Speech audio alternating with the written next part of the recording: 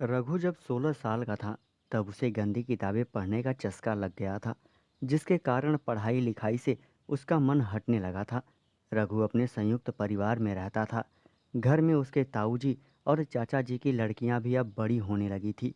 रघु की खुद की सगी बहन नहीं थी, इसलिए उसकी चचेरी बहनें उसे खूब दुलार देती थीं। लेकिन जब से रघु के कदम गलत रास्ते पर पड़े थे, तब से वह अपनी बहनों को भी गलत नज़रों से देखने लगा था। ऐसे ही एक बार तेज बारिश हो रही थी। सब लोग अपने कमरे में बंद थे। रघु बरसात देखने के लिए छत पर पहुंचा तो छत पर बनी छोटी सी कोठरी में उसने कुछ आवाज़ें सुनी। वह उत्सुकतावश उस ओर बढ़ा तो उसने देखा कि उसकी ताऊ की बड़ी बेटी माला मोहल्ले के ही एक लड़के सोहन के साथ वहां छुपकर प्यार भरे पल बिता रही थी। यह सब देखते ही रघु पागल सा हो गया। वह सोहन की जगह खुद की कल्पना करने लगा। थोड़ी देर बाद सोहन छत पर से कूदकर दूसरी छत पर अपने घर चला गया।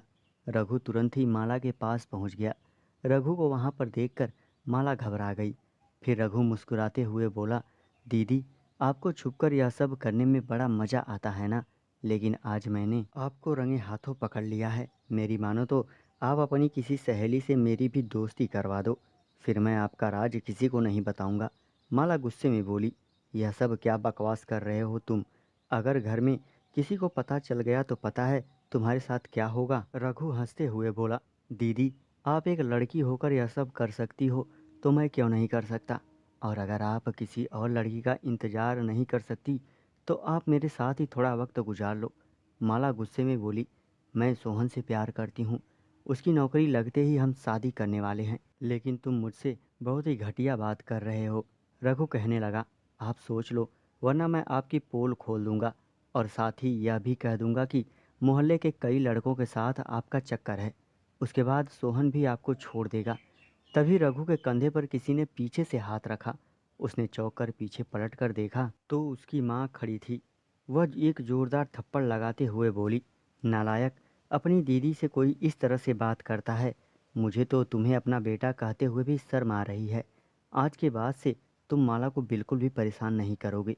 रघु की माँ माला को समझाते हुए बोली, बेटी, अगर तुम्हें कोई पसंद है तो अपने मम्मी पापा से इस बारे में बात करो, और देखो, कभी भी कोई गलत कदम मत उठाना।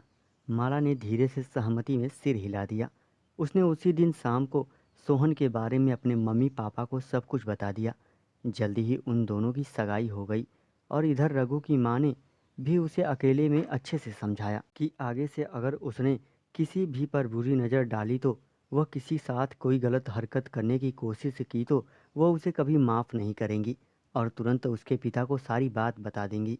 जब वह अभी इस झटके से सहम गया था, वह जानता था कि उसके पिता का गुस्सा कितना तेज है, इसलिए उसने भी गलत हरकतें करनी बंद कर दी थी। दोस्तों, कभी भी किसी बच्चे की गलत रास्ते पर चले जाते हैं, ऐसे में उन्हें प्यार से समझाकर सही राह दिखाने की कोशिश करनी चाहिए, ना कि उन्हें दूसरों के सामने बदनाम करना चाहिए। दोस्तों, चैनल को सब्सक्राइब करें और हिलाते रहें। Thank you.